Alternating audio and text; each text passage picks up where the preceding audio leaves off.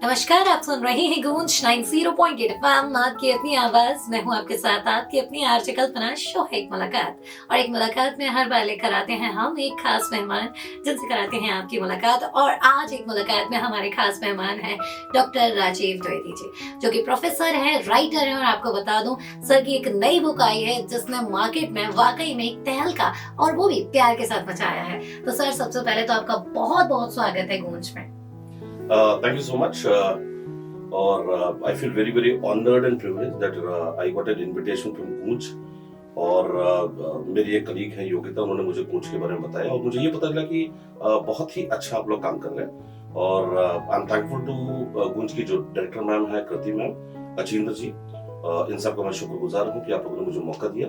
और मुझे वाकई बहुत अच्छा लग रहा है गुंज में आके जी। और मतलब ये वाकई ही अपने आप में एक अलग सा अनुभव है। डेफिनेटली सर, आप बहुत अच्छा या अनुभव का पिटारा अपने साथ यहाँ से लेके जाएं, इसी आशा के साथ आज की टॉक शो हम शुरू करते हैं। बट सर, कोई भी चर्चा शुरू करने से पहले ना, हमारे जीवन में बड़े बदलाव आते हैं। जब भी हम किसी यात्रा पे होते हैं, बहुत सारे बदलाव हमारे जीवन में जुड़ते जाते हैं। ऐसे में आपसे जानना चाहूंगी, हम लोग कहीं ना कहीं से शुरुआत करते हैं, आपके सफर की शुरुआत कैसे हुई? सफर जो है, देखिए इसमें दो पार्ट्स हो जाएंगे। सफर इज वन इज, अगर कोई ये बोला कि ये जो मैंने नई किताब लिखी है इसका सफर जी। The second is, ये सारी चीजें क्या होते हैं, बहुत एक्सपीरियंशियल बेस्ड होती है कि lot of experiences that comes out in the form of writing. जो भी कोई लिखता है तो बहुत एक्सपीरियंस लिखता है। तो मैं एक आइडिया आपको देता हूँ, like where I was born and for what kind of background do I come is. मैं पैदा हुआ चंडीगढ़ में इन 1971 और my father was in air force. तो इंडियन एयरफोर्स में तो हम लोग वो इंडियन एयरफोर्स के माहौल में पले बढ़े। और हम लोग ये भी बोलते हैं कि रगों में जो है वो देश के लिए खून रहता है, कुछ उस तरह की फीलिंग जो है। और हर जो है फौजी का बेटा चाहता है फौज में चला जाए, लेकिन हर फौजी का बेटा ट्रिगर होता है, कुछ सिचुएशंस सर्कमस्टांसेस ऐसे होते हैं आप नहीं। तो खैर उसके बाद जो है वहाँ पे मेरी इनिशियल स्कूलिंग जो है शुरू में एयरफोर्स स्कूल और बाद में केंद्रीय विद्यालय केबी जो है, आई स्टार्टेड फ्रॉम चंडीगढ़। और 9th स्टैंडर्ड के बाद like we got shifted to Mumbai, Bombay चले गए। तो बॉम्बे में अक्सर ये होता है कि जब ऐसा कोई ट्रांसफर आता है, और हम बात कर रहे हैं वो बचपन की 1986-87, तो व्हाट हैपेंस इज, जब मैंने वो ट्रांसफर सुना तो मेरे दिमाग में इमेजिनेशन है वो बड़ी बड़ी गगनचुंबी बिल्डिंग बहुत बड़ी बड़ी, और सी शोर, और अमिताभ बच्चन एंड धर्मेंद्र हमारे टाइम के स्टार्स जो है। तो मेरे दिमाग में वो सब है, बोला यार मजा आ जाएगा बॉम्बे जाके।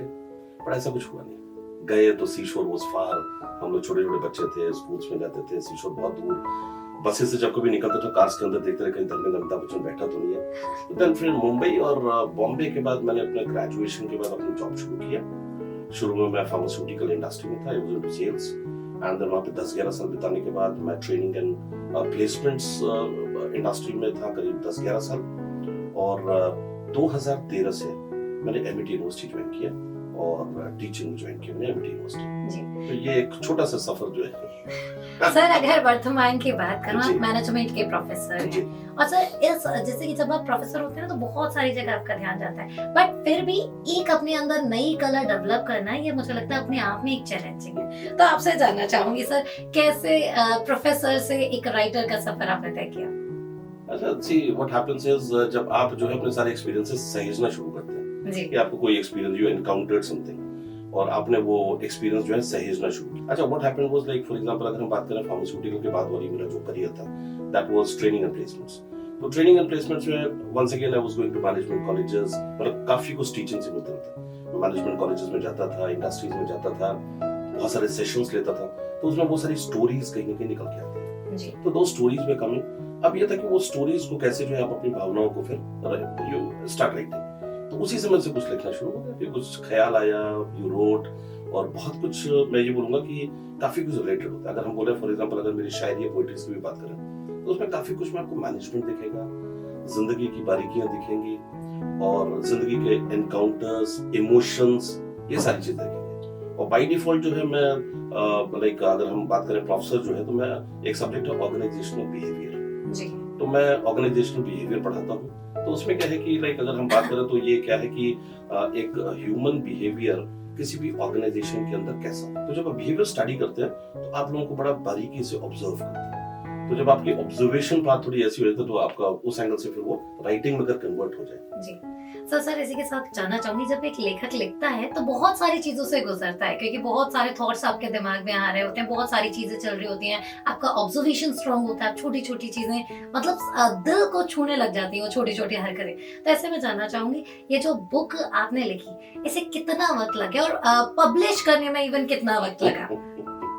तो अगर सच्चाई बोली जाए, ये वाकई बहुत अच्छा सवाल है, बिकॉज व्हाट हैपेंस इज, या फिर मगर मैं कुछ वैसे बात करूं कि इस बुक को मैंने जो है 17 नवंबर को लास्ट ईयर मैंने बनारस में लॉन्च किया। चूंकि मैं बनारस का रहने वाला हूँ, तो बनारस में लॉन्च किया और वहाँ पे जो है करीब जो है 70-80 लोग आए थे, जो हमारे पब्लिशर थे, उनके पास एक बहुत बड़ा एरिया है, तो वहाँ पे हमने बुक लॉन्च किया था। बहुत खूबसूरत बुक लॉन्च उन्होंने की। तो हुआ कि तमाम लोग मेरे पास आए और उनके सवाल ये थे कि राजीव जी आपने कैसे लिखा, मैं भी लिखना चाहता हूँ, है ना।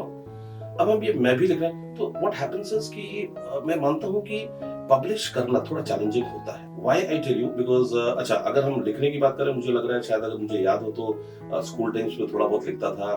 फिर मैंने क्या किया, कुछ इंग्लिश में लिखना शुरू किया, और इंग्लिश में I was very inspired by William Wordsworth and like what you call other writers, Shakespeare and all.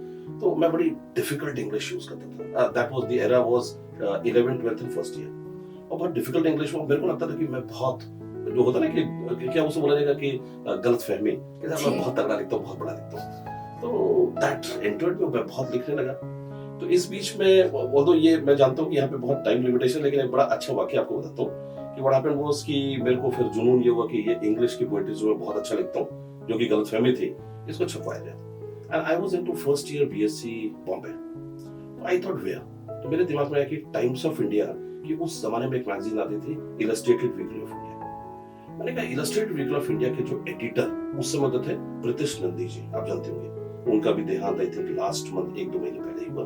And he was a great journalist and writer and, तो मुझे लगा कि उनसे मिला जाए और उनको जो है, तो उस कड़ी में व्हाट हैपेंड वाज, मैं एक दिन वीटी, बॉम्बे वीटी के सामने टाइम्स ऑफ बिल्डिंग में घुस गया और 4th फ्लोर पे मुझे पता लगा कि ऑफिस है, सीधा धड़धड़ाता हुआ गया। एक बार तो मुझे एक लड़की थी राधा, उसने रोक लिया, सर आप ऐसे नहीं बोल सकते। अच्छा भाई ठीक है। Next time what I did was, मैं चोरी छुपे जो है सीधा दरवाजे पर, वहां लिखा था प्रीतिश नंदी, मैंने दरवाजा खोला, सीधा अंदर, सामने देयर वाज अ लेडी। अब ये देखिए बड़ा इंटरेस्टिंग वाकया, द लेडी वाज देयर।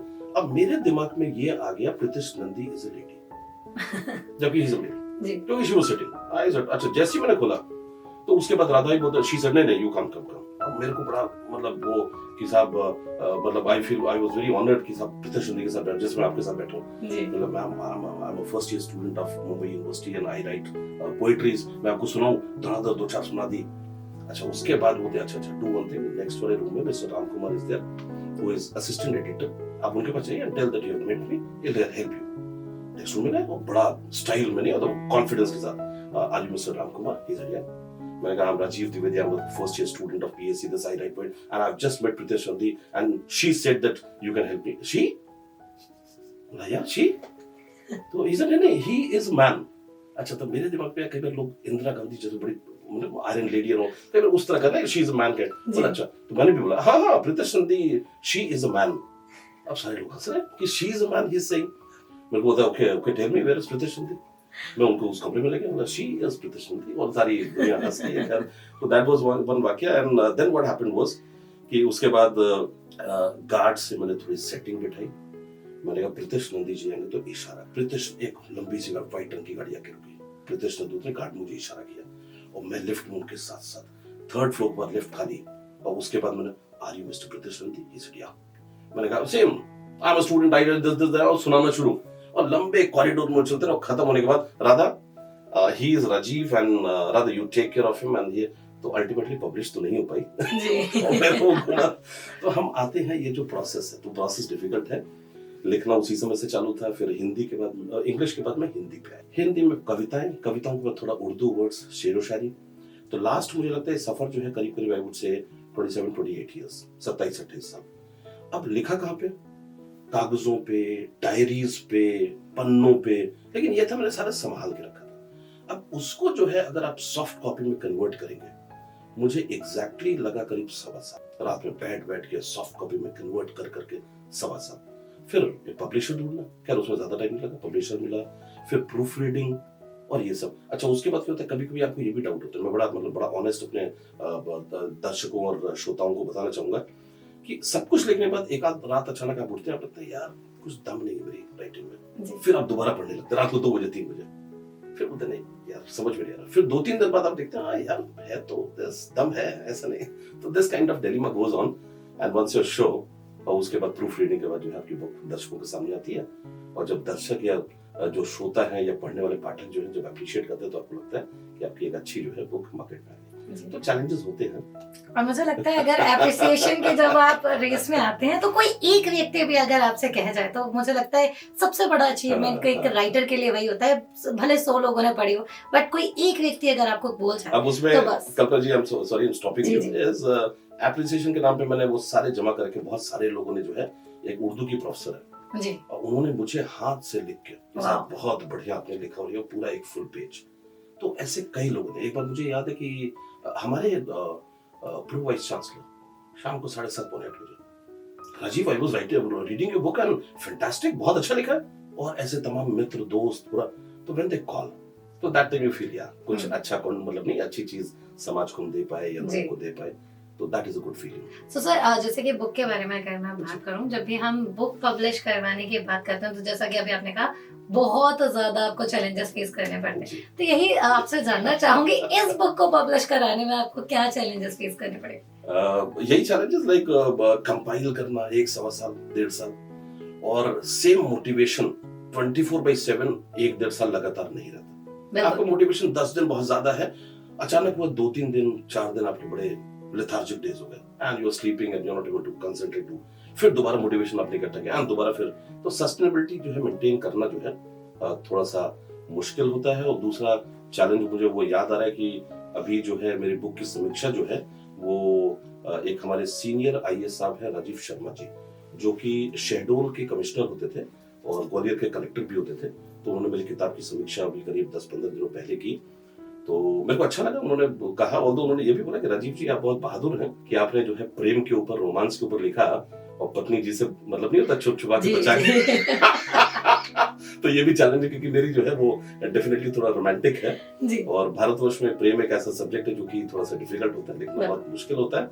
और इसमें मुझे एक और चीज याद आती है, थोड़ी मुझे हंसी भी आ रही है कि जब लॉन्च करना था तो मैंने अपने पिताजी को कहा और मैं चाहता था कि उनका भी सम्मान उस बुक लॉन्च में हो, तो मैंने अपने पिताजी जो कि एयरफोर्स से रिटायर्ड, और हमारे बीच में एयरफोर्स के लोग या डिफेंस के लोग ऐसे होते हैं जहाँ पे डिस्टेंस हो जाता है कि प्यार बहुत होगा लेकिन बातचीत, हाँ बेटा तुम्हारा थोड़ा सा पेट निकल रहा है, थोड़ा कम करो, एक्सरसाइज एंड सुबह उठने क्या, तो those kind of tips and ज्यादा बात नहीं होती, दोस दैट काइंड ऑफ। तो व्हाट हैपेंड वाज मैंने अपने डैडी को बोला कि डैडी मैंने एक किताब लिखी है, he was very happy. Why he was happy?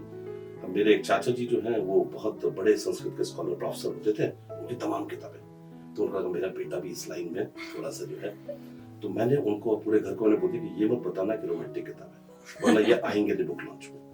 और उसके बाद जब चेयर्स लग रही थी तो सामने वाइफ चेयर में, नहीं जब रोमांटिक शेयर करूँ तो आई को कॉन्टैक्ट नहीं होना चाहिए, उनकी चेयर थोड़ी बगल में।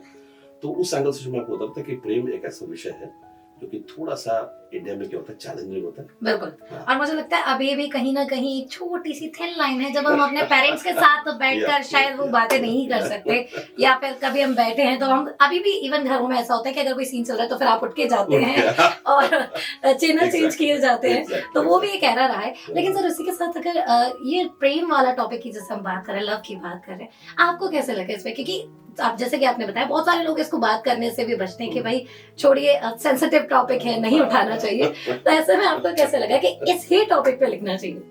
देखिए तो अपना अपना डोमेन है जी, वो मेरे में कुछ ऐसा है कि वो एक माइंड की कंडीशनिंग हो जाती है जब आप उसी डोमेन पे लिखते हैं और ज्यादा लिखना, तो माइंड की कंडीशनिंग होती है कि वो थॉट प्रोसेस उसी टाइप का, तो कुछ ऐसी ही कंडीशनिंग रही। और कुछ मैं ये भी बोलूंगा कि शायद थोड़ा सा जो है वो शादी के पहले आई गॉट एंगेज्ड, तो 6 महीने का टाइम जो है मिला and when I was meeting my wife to be wife, तो उस समय भी कुछ ज्यादा जोर पकड़ा लिखने ने, तो उस तरह के थॉट प्रोसेस है और उसके बाद वो जो है कंसिस्टेंसी एक आ गई। डेफिनेटली। और मुझे लगता है जब चीजें आपको दिल तक छूती है ना, तब ये दिल से बाहर निकलती हैं। और ये प्रोसेस हर किसी के साथ भी हो सकती है। अगर आप भी अभी एक नॉर्मल लाइफस्टाइल में जा रहे हो और आपने कभी नहीं सोचा कि आप लिखेंगे, तो यकीन मानिए कभी ना कभी एक ऐसा मौका जरूर आएगा जब आपके दिल से चीजें निकलेंगी और वो शब्दों में जब कन्वर्ट होंगी, तो आपको वाकई में लगेगा कि शायद ये कभी आप नहीं थे। तो सर, इसी के साथ एक और बात मैं जानूं, 27-28 सालों का सफर जो आपने उन कागजों में कंपाइल करके रखा है, उनमें से कुछ एक शेर शायरी जो आप हमारे लिसनर्स के साथ शेयर करना चाहें। आई वुड लव कि हमारे जो श्रोता हैं जी। वो कुछ चीजें सुने। और मैं दोबारा बोल रहा हूँ, प्रेम एक ऐसा विषय, तो माय अपॉलजीज टू एवरीवन अगर थोड़ा सा रोमांटिक है, जी। But kindly bear with me. Is एक तो जैसे मैं वो वाक्य बताऊंगा, जब मैं कहा कि शादी के पहले वाइफ के साथ कुछ गुपचुप मुलाकातें और वो राइट, तो उससे मुझे याद है कि हम लोग बोटिंग बहुत करते थे, and I was doing boating, and अचानक जिस कागज पर मैं लिख रहा था वो उड़ गया। हमारा जो बोटमैन था उसको मैंने बोला, राजा उसका नाम था, कि राजा भाई ये बहुत जरूरी कागज है, ये चाहिए मुझे। तो खैर उसने कर कुरा के और मुझे निकाल दी। तो उसमें जो उस समय जो थॉट आया, जो मैंने लिखा, दैट वाज, गिर गया हाथों से उनके एक मोती, गिर गया हाथों से उनके एक मोती, आज मैं समंदर सुखाना चाहता हूँ, और फिर मेरे बालों में उनकी उंगलियां, आज मैं दुनिया भुलाना चाहता हूँ। तो थॉट्स कुछ ऐसे ही आते हैं। और जैसे आपने बोला, तो मैं दो चार आपको और बताऊंगा। मैंने अपने बुक जो है, जिसका नाम है मेरा यार नशा, जो किताब का नाम है, तो उसमें मैंने स्टार्टिंग जो है वो की है, दैट इज की जो फर्स्ट मैंने 2 लाइन लिखी है, इज, खुशकिस्मत हो तुम कि हम पे लिख रहे हो। मतलब वन गर्ल इज सेइंग, खुशकिस्मत हो तुम कि हम पे लिख रहे हो, हम गैरों की किस्मत में इतना भी नहीं आते।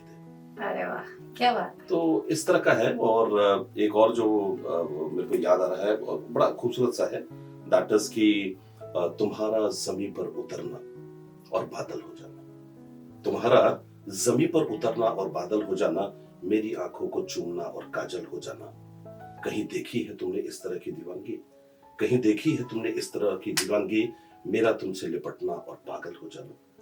तो यही शायरी है जो है। एक और मुझे याद आ रहा है, जो इस बुक में नहीं है, पर उसके बाद मैंने लिखा, अगर आपको पसंद है तो आप लोग बताइए कि हाँ, अच्छा है। तब तक महफूज रहूंगा जब तक उसके दिल में रहूंगा, तब तक महफूज रहूंगा जब तक उसके दिल में रहूंगा, मौत को उस घर का पता मालूम ही नहीं, मौत को उस घर का पता मालूम ही नहीं।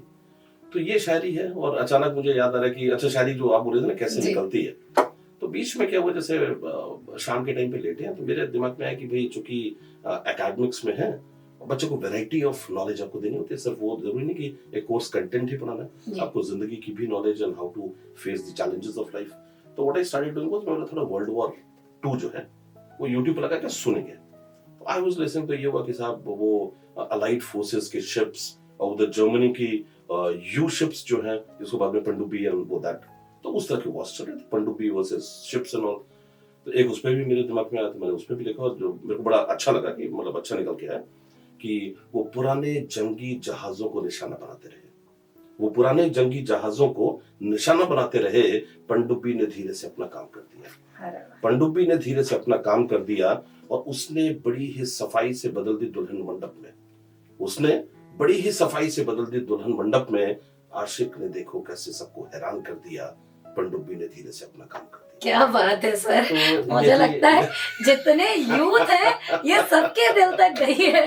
क्योंकि आजकल के, अगर हम सोशल मीडिया के टाइम में देखें, सबसे ज्यादा अगर राइटर्स के आप देखते हैं, स्क्रॉल करते जाइए, आपको बहुत सारे ऐसे लोग मिलेंगे जो शायद कहीं ना कहीं दिल टूटे हुए होते हैं या फिर प्रेम में होते हैं। और मुझे लगता है कि इश्क में होना गुनाह नहीं है, एक सबसे खूबसूरत एहसास जो होता है, जो शायद हमारे आसपास, और हम अपने वेद भी पढ़े तो मुझे लगता है एक सबसे खूबसूरत एहसास उन्होंने प्यार को बताया, चाहे वो किसी भी फॉर्म में हो, माँ पिता के रूप में हो, आपके फ्रेंड के रूप में हो, आपके पार्टनर के रूप में हो। और यही प्यार जब किताबों से, शब्दों से दिल में छू जाता है ना, तो वाकई में बड़ी खुशी होती है जब आप जैसे लोग आकर या कन्वर्सेशन, अपनी जर्नी शेयर करते हैं। सो सर, बहुत सारी बातें आज हमने आपसे आपकी किताब को लेके की, आपके बारे में जाना। जाते जाते ग्वालियर वासियों से क्या कहना चाहेंगे? मैं दोबारा जो है, I would like to thank, और दूसरा कि आपका भी कल्पना जी मैं धन्यवाद कहना चाहूंगा, बिकॉज आपने जिस संजीदगी से मेरा इंटरव्यू लिया, और मतलब इतनी अच्छे सवाल और इतनी अच्छी तरह कि मुझे महसूस ही नहीं हुआ कि हम लोग पहली बार मिल रहे हैं ऐसा। तो थैंक यू सो मच। और मैं दोबारा गूंज चैनल जो है उसका भी शुक्रिया अदा करना चाहूंगा, कृति मैम का, कुशवाहा जी का शुक्रिया अदा करना चाहूंगा, योगिता जिसने मुझे यहाँ पे आने का मौका दिया। और नाउ द पॉइंट इज कि क्या मैं कहना चाहूंगा। जी तो मेरे ख्याल से दो तीन चीजें हैं। वन इज मेरे हिसाब से आज का जो यूथ है, जैसे हमने थोड़ा प्रेम की बात की, तो मेरे हिसाब से पता है क्या, व्हाट इज इम्पोर्टेंट इज ये जो प्रेम की सही डेफिनेशन है, सही चीज है, वो ये समझना।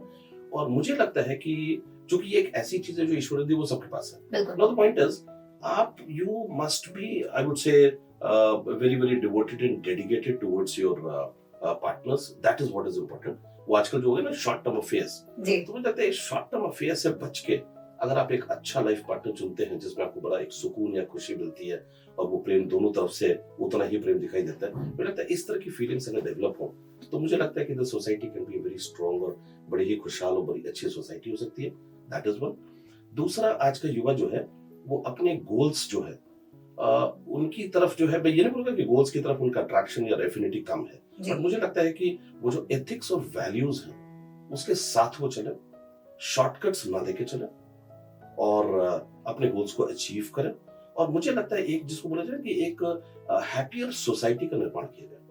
मेरे ख्याल say that is important, rather than कि हम लोग जो है ट्रैफिक जैम्स में या रेलवे स्टेशन बसेस पे आपस में झगड़ते रहे, लड़ाई झगड़े गाली गलौज। मुझे लगता है एक खुशहाल समाज का निर्माण जो है, मतलब we should have respect for each other, we should have respect for elders, we should have lot of love and affection for children.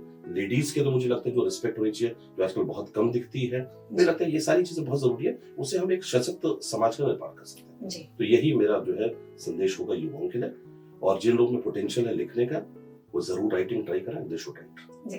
और मुझे लगता है युवा एक ऐसी चीज होती है, ऐसा व्यक्तित्व है जो नए समाज को निर्माण कर सकता है, पूरी तरीके से चीजें बदल सकता है। और भारत सबसे युवा देश है, और जब युवाओं का देश है तो डेफिनेटली एक बड़ा परिवर्तन आना चाहिए।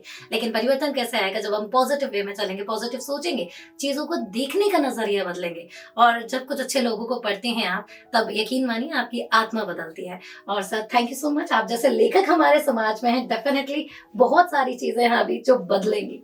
Thank you so much. Karuna ji, once again, thank you so much, and I feel very, very honored and privileged. Thank you, so Goj. much. Thank you so much. Thank you so much. आपने अपना अनमोल समय हमें दिया, आपका बहुत बहुत धन्यवाद, बहुत बहुत आभार। Thank सो ग्वालियराइट्स, ये था एक मुलाकात में आज का सफर। अगले हफ्ते फिर होगी आपसे मुलाकात एक नए मेहमान के साथ। तब तक कहीं मत जाइए, सुनते रहिए कल्पना के साथ गूंज 90.8 FM, आपकी अपनी आवाज।